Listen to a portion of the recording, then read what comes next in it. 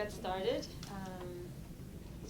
My name is Miriam Tawil. Our topic today is wrestling with suffering, a very heavy topic. Before we get started, I want to just mention that the whole day is dedicated in loving memory of Rabbi Dr. Labaton, Zichrono Livracha, our rabbi, my rabbi, and you want to put that? Sorry, that's my phone. You can put that over. Okay. Yes. So this is it's a difficult topic. It's a very complex topic. It's not one that we're going to cover. Do you need help? You okay?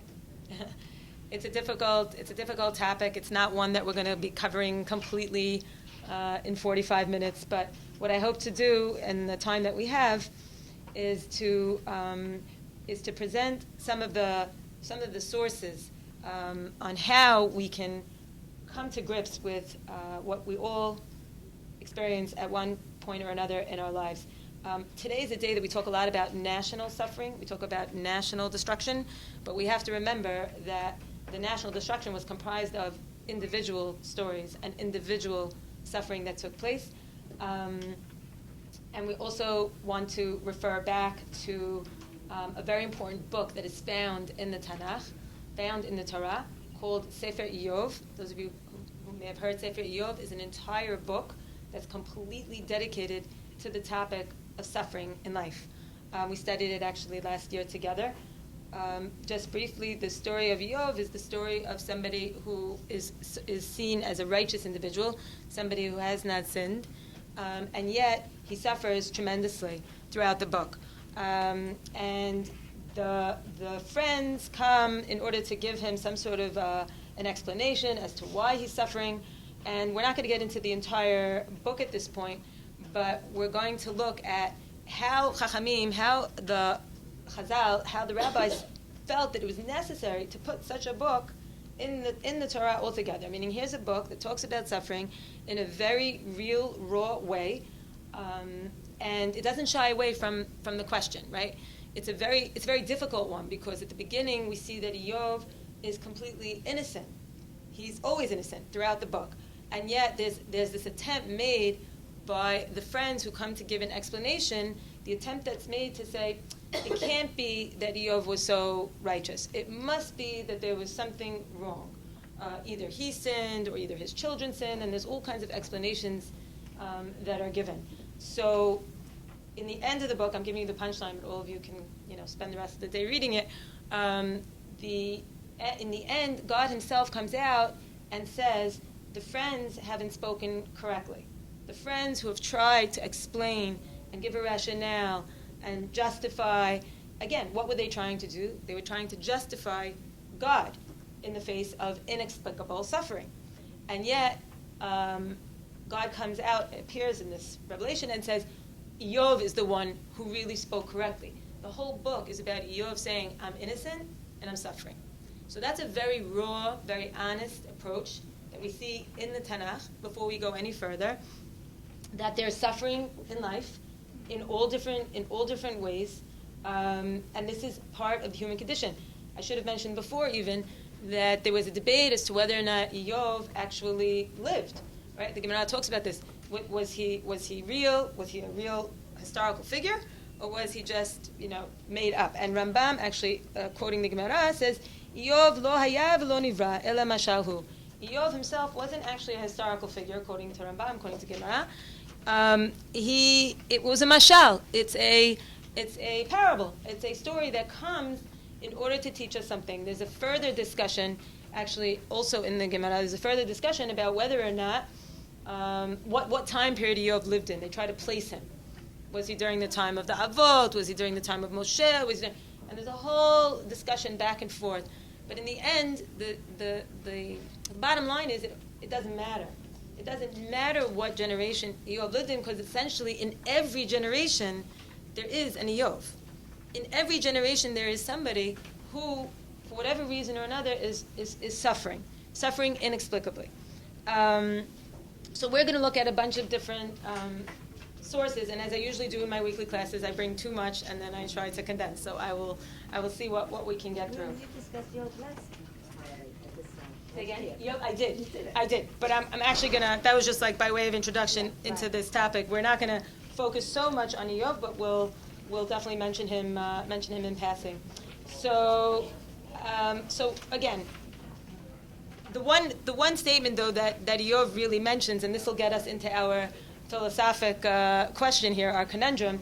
Eov says when he's actually confronted by his wife, who says, "Why are you still believing? Why are you still bothering to be a believer? Curse God and die." That's her advice to him. So, what does anyone remember? What Eov's? Those of you remember from last year, what Eov's response was? He says, "Gam et hatov nekabel me'et Elokim, ve'et hara lo nekabel." Are we going to only accept what's good from God and what's not good we'll reject? Meaning, we can't pick and choose. Either we believe that this all emanates and comes from God, or doesn't. So that's the synopsis that we have here of the Eov story. We're not gonna go in depth into that, but we'll move into some other things. Okay, so why is this issue so philosophically difficult for us? Well, we just read last night in Ha'azinu, read Hatzur you have this on your source sheet. I don't have the same. Sorry, 1 second. Let me just see. For those of you who want to follow. Okay, so I'm sorry, it's on the second side of the page. In Dvarim, we have a pasuk that says, Hatzur tamim po'alo, ki kol derachav mishpat, el emunah ve'en avel tzadik b'yashar hu. Our understanding of God is that God is just. Just like the pasuk says, God is just, and all his ways are just. There's no such thing as associating with God any injustice. And this is a bedrock principle that we have as Jews in our understanding of God. So how do we reconcile? And also we say it every day in our Ashrei prayer. We say, Tzadik Hashem b'chol derachav v'chasid b'chol ma'asav. That God is just in all ways possible. No such thing as associating injustice to God. So how could it be, again, the philosophic issue we're trying to frame it, how could it be that on the one hand God is good, on the one hand God is just, this is what we know to be true, and yet we see evil in the world, we see suffering in the world. How do we reconcile these two? Does everybody get this is the philosophic problem that we face. So we're going to spend a little bit of time trying to undo this. Again, the idea that we say that God is good, that God is all-powerful, he's omniscient, he's omnipotent, he's all-knowing, meaning there's no way to explain it that, God didn't know, wasn't sure. God knows everything that's going on, and yet at the same time, we see things going on in the world that are very difficult. Also, Judaism rejects the belief that was prevalent in 17th and 18th century, intellectual movement that said there's a belief called deism. What was deism? The belief that there was a creator. He created the world, yes, but isn't involved in the world. Right? That's not part. So that's definitely a view that Judaism does not hold and rejects fully. In another class, we could talk about to what extent is God involved in our lives, the whole concept of divine providence, hashgacha prati, but that we'll leave out for another time. Okay, so the question is, how do we resolve this very deep philosophic dilemma that we all face? And the question, even before we start to try to find some answers, is it even permissible to discuss this? Are we even allowed to ask the question? Are we allowed to question God's ways in any way? So if we look now at some of the sources that are in front of us, you could go back to the first page. We're gonna actually look at the first source that we have, which is from Bereshit. The pasuk on top was from Teilim. We'll leave it for now. We'll come back to it. The second source there, it says Bereshit. We have the whole discussion of how Abraham is the progenitor. He's the quintessential example of how we not only are allowed to ask the question, but maybe we should be asking the question. So if everybody takes a look, we'll translate. We'll do some of the pasukim inside. Hashem, this is regarding Sodom and Amorah. Everybody knows the story when Hashem is deciding that he's going to be destroying Sodom and Amorah. Maybe we'll do some of it outside. And the pasuk says, "Hashem amar, hamachaseh ani me'Avraham asher ani oseh." God says, am I going to hide from Abraham what I'm going to do? No. I'm going to let him know that this is what I'm planning on doing. Abraham, because I know that Abraham is going to be the front runner, the progenitor of all the nations. So just to do a little bit outside, Hashem says, I'm going to destroy Sodom and Amorah. And what is, it says, Erdana, Pasuk Kafalf, Erdana, Vereah, Ketzakatah, Habayla, Asu. God is going to get involved. Look how God is involved in the world and checking and seeing what's happening. So the Malachim already moved away. They went away. They did what they came to do. But it says Abraham is still standing there. He's not leaving. Something's not right. He was just told that Sodom and Amorah are going to be destroyed. But it doesn't sit well with him. He could have just said, oh, God decided this, and this is what God decided, and that's that, right? Doesn't that seem like the most religious thing to do, right? But instead, he stands there, and now he stands there. Vayigash Abraham v'yomer ha'afti spes sadikim rasha. He says to God, are you going to give the same fate? You're going to basically kill the innocent? Ulay yesh 50 sadikim b'toch ha'ir. Ha'afti spes. What if there are 50? And we all know the story. What if there are 50? What if there are 40? There's a whole discussion that goes on. Look at the last pasuk there in Kafeh. Chalila lach me'asot. כדבר הזה, להמית צדיק עם רשע, והיה כצדיק הרשע, חלילה לך, השופט כל הארץ לא יעשה משפט. And this is a very big statement that Abraham makes where he says, God, this isn't, you shouldn't do this, basically is what he says. Imagine the audacity, right? He says, you shouldn't do this. It's not for you to do. Why? Because השופט כל הארץ לא יעשה משפט. You are the judge of the whole universe. You're not going to be just. Meaning, he's basically calling God to task and saying, you have to do what you just said you wanted me to do, right? What was Abraham supposed to do? He's supposed to be the front runner of Seder Mishpat. Now, the exact same thing that he's supposed to do, God seems to not be doing. So we see in this example a very clear example of how not only did it bother Abraham, but he actually had to go out and protest it very vociferously. Okay. So there are other examples. I don't know how many we'll do, but let's just look inside. We also have Chavakuk. So Chavakuk is the two down. We'll go back to Shemot after. Chavakuk is a Navi in Bayit Rishon when the Bavlim are coming and they're starting to surround the Jewish people, Jewish state. Hamasa asher chazah Chavakuk hanavi. This nevuah is a nevuah of poranut. Whenever you see the word masa, you know that it's going to be bad. Hamasa asher chazah Chavakuk hanavi. Ad ana Hashem shivati velo tishma. Chavakuk says, how long, God, are you going to see what's going on and not listen? Chavakuk is saying to God, look what's going on here. It's such a terrible scene. Lama tar'eni aven v'ama tabi v'shod v'chamas hanegdi. There's so much violence and crime and terrible things going on. Hamas is violence. Vayhiri madon yisa. Okay, al ken tafuk Torah v'lo yetza netzach mishpat. Something is not right here, God. There isn't a mishpat going on. There isn't justice. Ki rasha machtir tatzadik al ken yetze mishpat muka. There is injustice going on right now. The innocent are suffering. This can't be. And the Navi is the one who's railing against this and saying this isn't the way the world is supposed to run.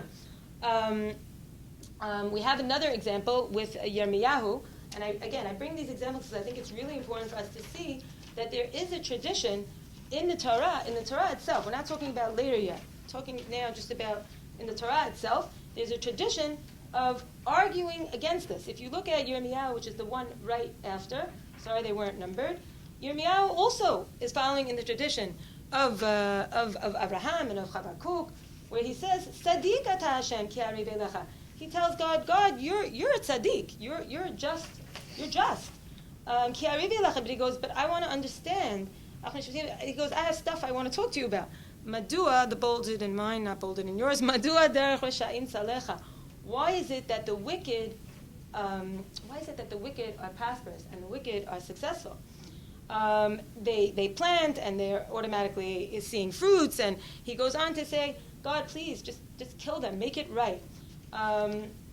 So we see from these examples, in the Tanakh itself, how there's this real desire for justice, and there's an important part of everybody involved who are, by the way, Nevi'im, and this is an important point. These aren't the unbelievers that are saying this, right? These aren't the people that are having the issues. This is, as Rabbi Sachs points this out, who are the people that are pointing this out, right? These are the Nevi'im. These are the heroes of faith. These are the people who are the most morally perfected, the most intelligent, the greatest of the greats, right? They're the ones that are coming up and saying, this isn't right, and God, I'm taking issue with this. I'm going to skip one source because we don't have all that much time, but there is a Rav Eliezer Berkovitz who was a tremendous thinker in the 20th century. He wrote books such as God, Man, and History, Is God in Hell? I highly recommend reading some of his works. He says in Hebrew, and it's at the bottom of the page if anybody would like to follow along, he's talking about the idea that not only is questioning God's ways justified, but it's actually part and parcel of what it means to be a deep thinker, to have deep belief. It's part of belief. So how does he say it? He says, the idea that I'm taking God to task on the issues of suffering that trouble me in my life is part and parcel of my emunah. It's part and parcel of my belief system. He says, look, as believers, we see God's hand in everything in life, right? So how could it be that we only see God in the good and not necessarily in the bad, right? There's got to be a holistic picture here.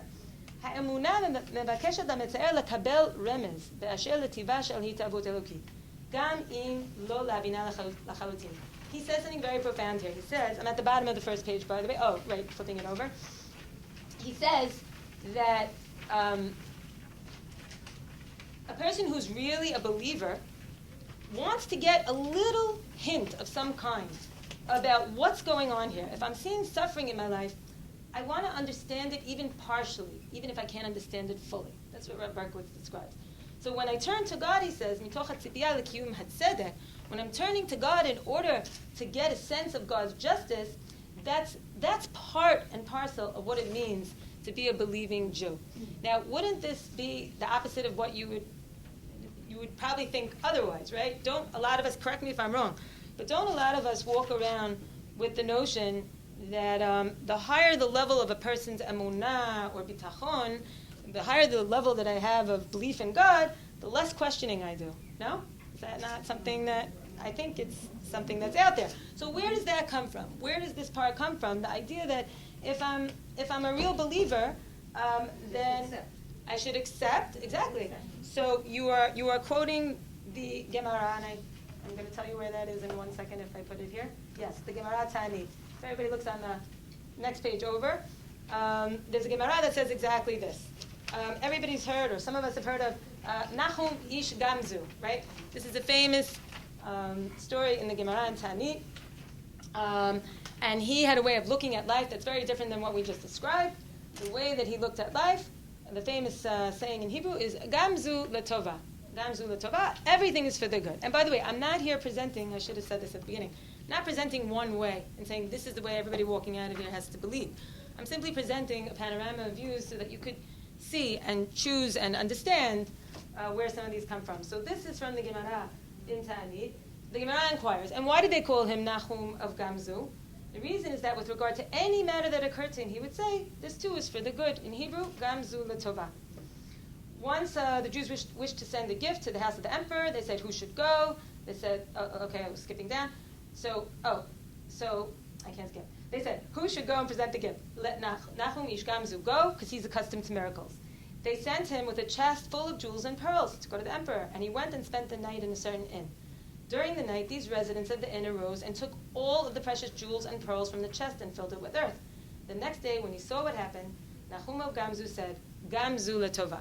So this is a source that we have in the Gemara of how to look at life as, even in the most difficult circumstances, there's always a silver lining, there's always a way of looking at it differently. It's about perspective, perhaps. But there is this idea that we can find a different way of looking at it. Not only the reality that's in front of us is what there is, there's something that exists even beyond that reality. Another way of wrestling with suffering, as our title indicates, I'm sure some of us have also heard this notion that if suffering is happening to someone, that person can handle it, right? This is something that I think a lot of us have also heard. Say again? Right, God uses it. And so now we'll see at least where this comes from. I think it's also very important to look in the sources and see sort of where these are. Midrash Tanchuma. This comes from a Midrash talking about Abraham. We know Abraham was tried many, many times, many different what we call nisyonot or trials. So here the Midrash is describing how a person who's tried is somebody who can handle it. Amar Rabbi Yehuda bar Shalom, hayotzer hazeh eino mekish al keli bekankan ra'ua shelo yishaver. I don't know how you say the person who makes pottery. The potterer, I don't know. But he's the person who, he's not going to test an item to see if it's solid unless he knows for sure that it's not going to break. So on what is he going to knock, right? On what is he going to test? Al habari, on the one that's healthy or the one that's solid. Kach ein hakadosh baruch hu menaseh l'reshaim ela l'tzadikim shene'emar Hashem yivchan tzadik. So too, God doesn't test those who are wicked, those who are weak. He tests those who are righteous, based on the pasuk in Tehillim Yud Aleph, Hashem tzadik yivchan. God is only going to test those who are righteous. So here's another source that we know of that talks about wrestling with suffering in a way of saying, okay, if it's happening, then it means that there's something I can do here. It's not happening just to me. I could be proactive in a certain way, and this is something that I can handle. That's another source there. Okay. Another way of wrestling with suffering is just to really say, and not just to really say, but to really believe that it's beyond my capabilities. It's beyond my understanding. Rabbi Yehuda Levi says, and I believe you have the source, but I'm not sure. Let me see. Hold on. Yes, Rabbi Yehuda Levi and the Kuzari. So he'll say over there, Kol ze ba mi chokhma she'en ani mesigota. Ein li ki'im latzdik et mi shenigra atzur tamim palo. Rabbi Yehuda Levi is going to say, he says, there's no way for a human being to possibly fathom God's ways. So any suffering that comes to a human being, and I'm not delineating the suffering, you can fill in the lines, everybody has their own definition of what suffering is. He says there's no possibility of me being able to understand it. The only thing I can do is lehatzdik, is to justify the one who is called Hatsur Tamim Pa'alo, what we just read before from Devarim, that God is a perfect rock. There's no way to describe God in any other way but being perfect. What I think about when I think of this explanation, I think if God forbid somebody ever hears of a person who has died, the first thing that they must say at that moment is Baruch Dayan Ha'emet. A person has to say at that moment when they're suffering so much, they have to say, they have to bless God, who is the knower of the decider of truth. So it's a very difficult thing for us because we're rational beings and we think and we want to understand, and yet there are times when we just can't get to an understanding of the situation that we're in. It's funny. I think of sometimes like a movie. Why are people so drawn to movies? Sometimes there's a plot, there's some sort of story going on, there's tension, and then we get to see the resolution of that tension, right? We go through the movie and we have the ups and the downs, but we get to the end. Life doesn't usually turn out like a movie, right? Doesn't usually. Although there are times, for those of us who are old enough in the room, we could say that there are times in our lives where we can look back and say, now I understand something that I didn't understand then. Meaning, at the time that I was going through it, it was awful, it was terrible, it was not what I wanted. But now I understand it. An example of that would be, I don't know, a broken engagement, a business deal that didn't happen, whatever it is. At the time we're going through it, we can't comprehend it. But as we go on, perhaps sometimes we can actually see why it turned out the way it did. I was debating whether or not to go into this, but I think it's an important part of what we do before we continue. Harambam in Moreh Nevuchim, and this you don't have in front of you. Harambam in Moreh Nevuchim, in the Guide to the Perplexed, he gives an explanation as to why, as to how our knowledge is different than God's knowledge. So, the pasuk in Yeshaya says, "Lo machshavotay machshavotechem." my thoughts are not your thoughts, right? God says, my thoughts are completely different from yours. But how really is God's knowledge different from ours? So Rambam, in his explanation here, in Moreh Nevuchim, he talks about the fact that human beings' knowledge is essentially different from God's knowledge, because human knowledge is in potential, as opposed to God's knowledge, which is actualized. So what's the difference there? A human being only has knowledge because they've acquired it in some way. In other words, they didn't have it originally. I didn't know a certain discipline, and then I had to study it, and then I learned it, and now I know it. Fill in the blanks, whatever that means to you. And that means that my knowledge is coming from an external source. I didn't have it at one point, and it's dependent on time. Whereas God's knowledge is eternal and is actualized, which means it's always known. There's never a time that God doesn't know something about everything. So that distinction is a very important distinction when we're talking about this issue of suffering, because we want to understand in time why this happened the way it did. But that's something we can't possibly know because we don't have actualized knowledge. We don't have knowledge of the entire story. We'll get to this later on, but I'll say it now just to concretize what I'm trying to say. Is this so abstract? Are you guys with me? Okay. Because I love this stuff, but I don't know if everybody else is with me. The example that the Rav gives, and we'll talk about it later, is of those of us who knit, we know that at the bottom of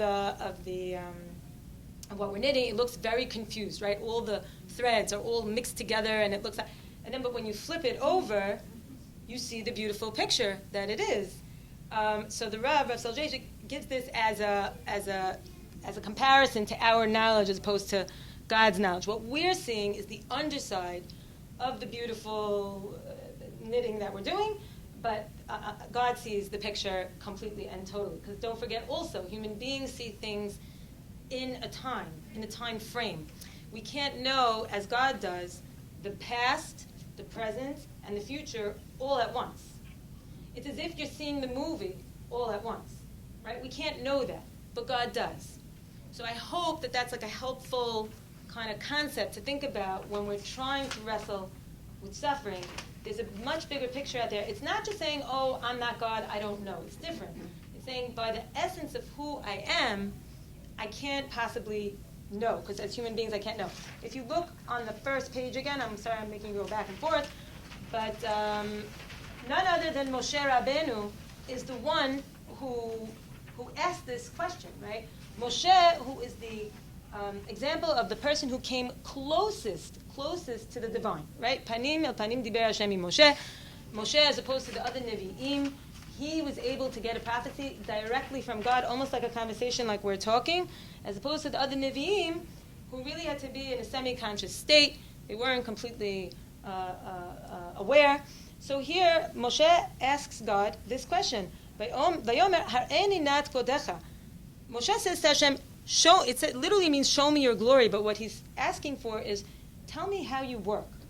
Tell me why in this case, the righteous suffer, the wicked prosper. What's your system of justice, God? I want to understand it. Now, if anybody should understand it, it should have been Moshe, right? But look what the pasuk says. Hashem responds, Ani a'avir kol tuvi al panecha, ve'karati b'shem Hashem lefanecha, ve'chanoti et asher achon, ve'chamti et asher arachem. God doesn't answer him in that way. He says, I'm going to go by you, and I'm going to decide who to have pity on, who not. Vayomer lo tuchal lirot et panai ki lo yirani ha'adam b'chai. This is a really important pasuk that God says to Moshe, it's impossible for a human being to see my face and live. How are we supposed to understand that? That we can't see God's face and live. When we talk about a person's face, we're talking about really knowing who they are, right? We see them, we can recognize them, we can understand this entity of this person in front of me. But it's impossible for us to know God and still live. Again, based on what we just said, right? The distinction between God's knowledge and our knowledge. If we knew God to the extent that we know another human being, we would actually be God, right? We would have all of that knowledge that as a human being we can't possibly have. So this is, again, another idea that I want you to just keep in mind as we move a little bit forward, that by the essence of who we are as human beings, it's impossible for us to know more than we know.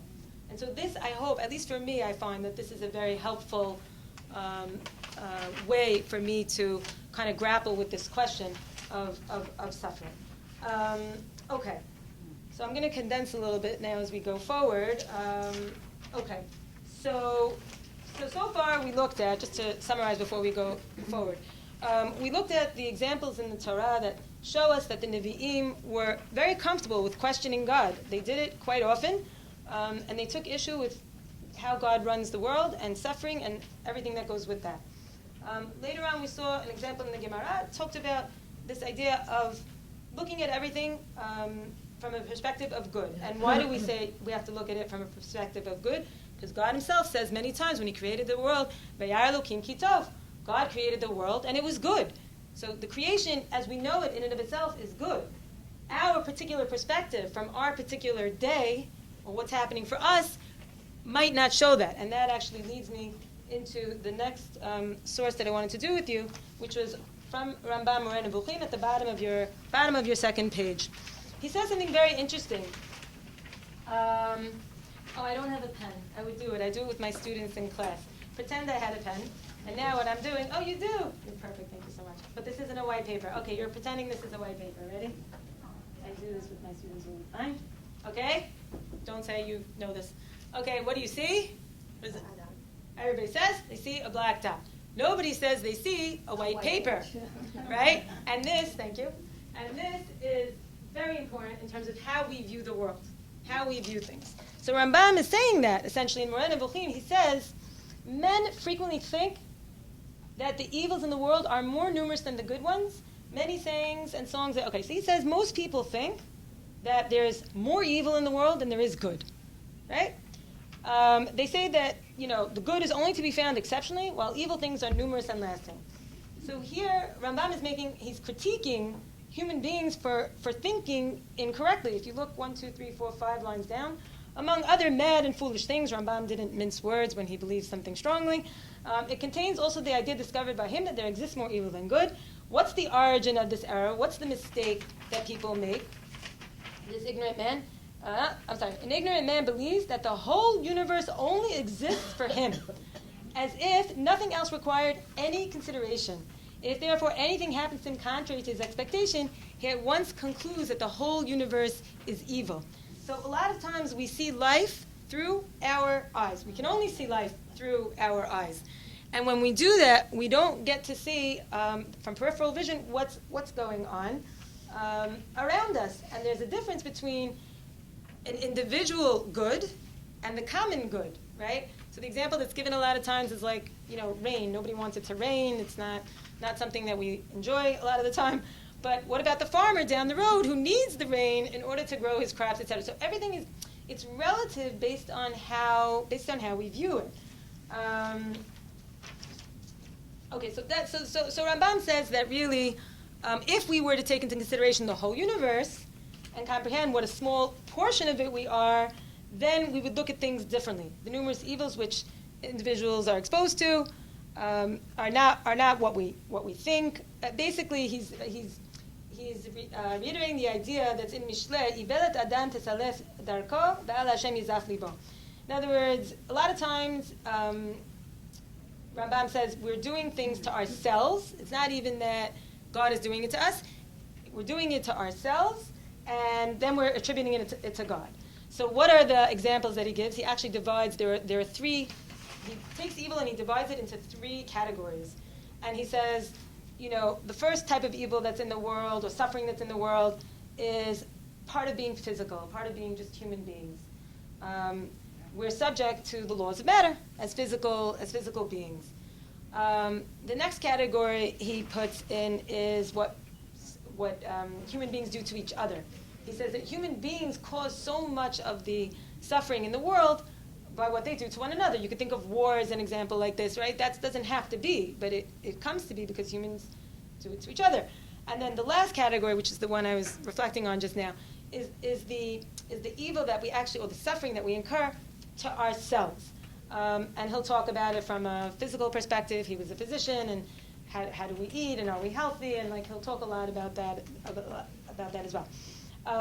Okay, in the few minutes that we have left, I just want to see if we can run to the Rav's interpretation of how we are supposed to, his explanation as to how we are supposed to handle suffering in life.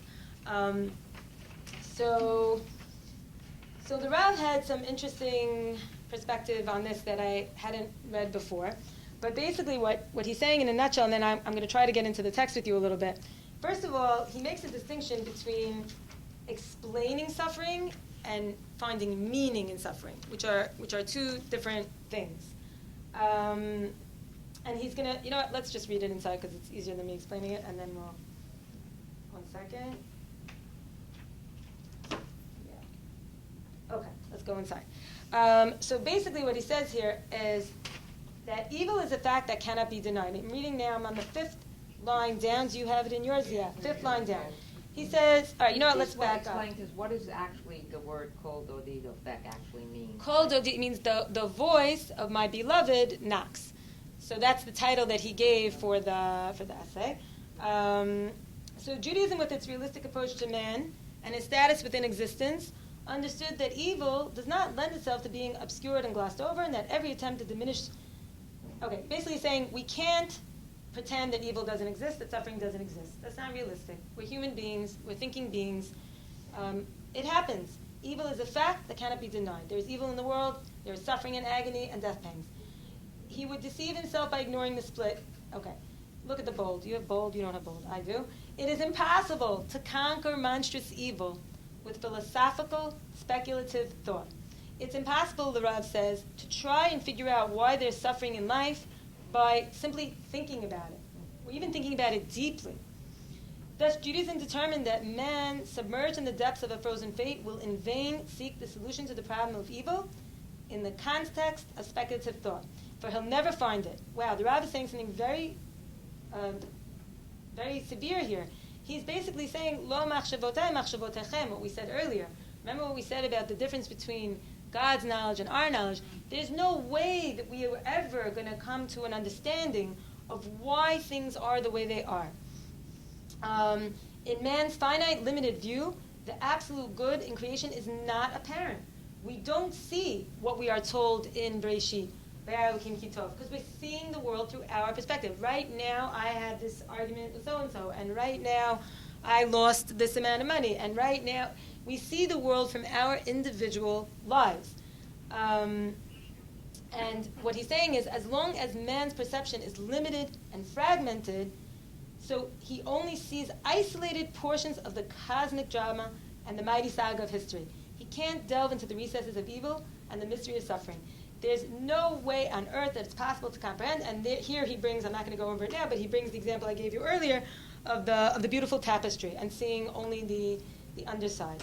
He says, we are incapable of comprehending the panorama of reality without which one can't uncover God's master plan.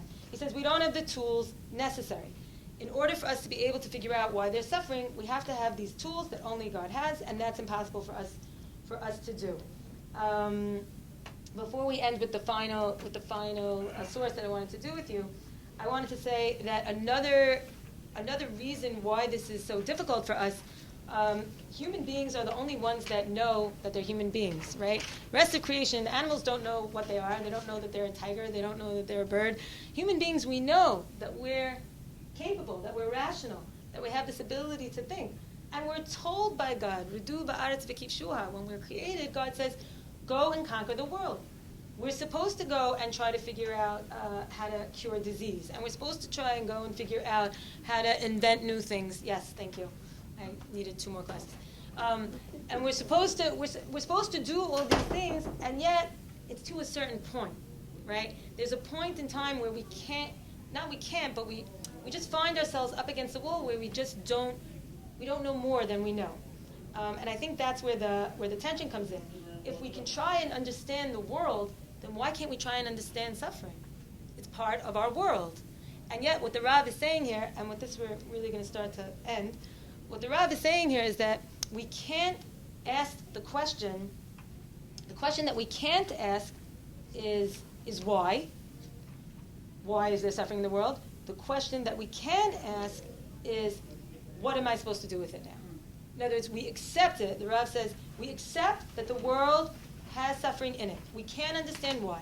My response, according to the Rav, is now, how do I go about it? What do I do? And I want to just say that we'll jump to the very end. Let's do this. Yeah, there's a letter that the Rav wrote back in the 60s, sort of summarizing his discourse on Judaism's approach to the problem of suffering, of evil.